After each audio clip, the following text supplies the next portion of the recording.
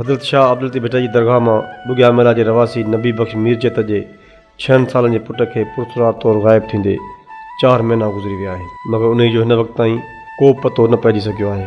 जॾहिं खां शहज़ाद पंहिंजी माउ ऐं पीउ खां विछड़ी वियो आहे, उन्हनि जे वेढ़े मां ख़ुशियूं मोकिलाए वयूं आहिनि।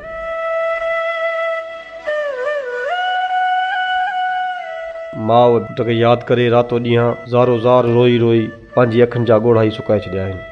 6 सालनि जो शहज़ाद दरगाह शाह भिटाई तां उन वक़्तु गायब थियो जॾहिं संदसि चाचे सां गॾु भिटधणी जी दरगाह ते धमाल हणी रहियो हो। पहिरें माण्हुनि मासूम ॿार खे गायब करे माउ भेण खां जीअण जी ख़ुशियुनि जो हक़ ई खसे छॾियो आहे। शहज़ाद जी माउ भेण पीउ पंहिंजे मासूम पुट खे यादि कंदे सिंध TV न्यूज़ सां पंहिंजा वीचार हिन रीति वंडिया आहिनि। इहो आहे त असांजा इंसानी तंज़ीमनि वारनि खे को बि टाइम कोन्हे असां ग़रीबनि जे लाइ। हेसि ताईं को बि जेको आहे सो चूंडियल नुमाइंदो न मिनिस्टर आहे न कुझु आहे न छो मटियारी ज़िले जो को बि नुमाइंदो असां सां तावन न कयो त 4 महीना गुज़री चुका आहिनि।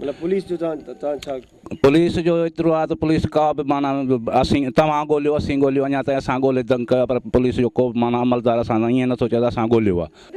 4 महीना थिया आहिनि मुंहिंजे बचे लेखे, 4 महीना थिया आहिनि। कहिड़ी माउ पंहिंजे बचे खां सवा वेही सघंदी आहे त अकेली वेही सघंदी जो मां 4 महीना मूंखे थिया आहिनि, मुंहिंजो बचो मुंहिंजे अखि नालो कोन्हे त मुंहिंजो अखियूं पूरियूं पियूं आहिनि। मुंहिंजा शहज़ाद हलिया मुंहिंजा शहज़ाद बचा हलिया न असांखे केरु बि कोन आयो आहे मदद।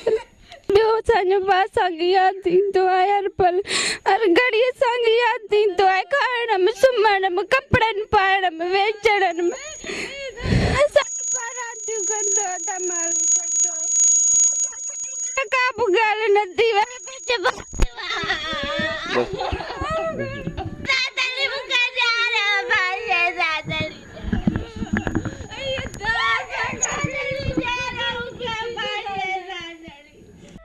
जॾहिं त ग़रीब मिसकीन नबी बख्श मीरजत जे पुट खे पुरस्कार तौर गायब थींदे 4 महीना गुज़रण बावजूद पुलिस चूंडियल नुमाइंदा ऐं इंसानी हक़नि जी तंज़ीम जो को बि अमलदार मदद लाइ न लड़ी आयो आहे। हुकूमत सिंध ऐं ॿारनि जे हक़नि लाइ कमु कंदड़ तंज़ीमुनि खे घुर्जे त लतीफ़ जी नगरीअ मां गायब थींदड़ मासूम शहज़ाद खे हथु करे पंहिंजी ज़िम्मेवारियूं निभाइनि त जीअं नबी बख्श मीरजत जे घर जूं ख़ुशियूं मोटी सघनि। कैमरामैन विजय कुमार सां गॾु ख़ुर्शीद बुगियो, सिंध TV न्यूज़ भिठिया।